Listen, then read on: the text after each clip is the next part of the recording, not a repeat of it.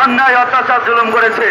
এমনকি বাগেরহাটের শিক্ষা প্রতিষ্ঠানে মহিলা হোস্টেলে তারা বাসভবন বানিয়ে অবস্থান করেছিল। আপনারা তারা যে অন্যায় অত্যাচার জুলুম করেছে বাগেরহাটবাসী কখনো ভুলবে না। আর আজকে এই অন্তর্বর্তীকালীন সরকার, আমরা গত 5ই আগস্ট বাংলাদেশকে নতুন করে স্বাধীন করেছি। আমরা রক্ত দিয়েছি, আমাদের ছাত্র জনতা এবং আমাদের দলীয় নেতৃবৃন্দ যারা শহীদ হয়েছেন তাদের সেই সকল শহীদের আত্মার মাগফিরাত কামনা করছি।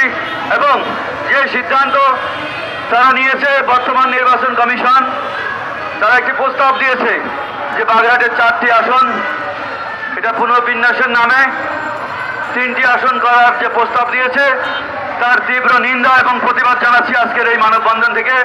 এবং আমাদের বাগেরহাটবাসীর দাবি 5টি আসনের এবং আমাদের অধিকার 4টি আসন। আপনারা দেখেছেন যে বাগেরহাট জেলার যে ভৌগোলিক অবস্থান, সেই অবস্থান থেকে কোনো অবস্থাতেই যে 3টি আসনের প্রস্তাব এসেছে সেটি কোনো অবস্থাতেই সম্ভব নয়।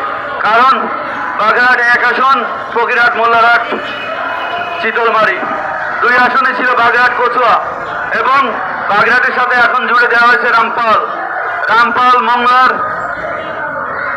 যে অবস্থান, সেখান থেকে মংলাকে কেটে নেওয়া হয়েছে আপনার শরণখোলা মোড়লগঞ্জের সাথে। মংলার বর্ডার আছে আপনার খুলনার সাথে এবং সুন্দরবনের সাথে। সুন্দরবন আমাদের বাগেরহাট জেলার মধ্যে আছে, কিন্তু সেই সুন্দরবনে বিশাল একটি এলাকা আছে যেখানে কোনো, আপনারা জানেন এটি ম্যানগ্রোভ ফরেস্ট, এখানে কোনো জনবসতি নাই। আয়তনের দিক দিয়ে যদি জনবসতি চিন্তা করা হয় তাহলে আমি বলবো নির্বাচন কমিশন এটি ভুল করেছেন, আবার পুনর্বিবেচনা করেন। কারণ মংলা থেকে শরণখোলার দূরত্ব প্রায় 60-70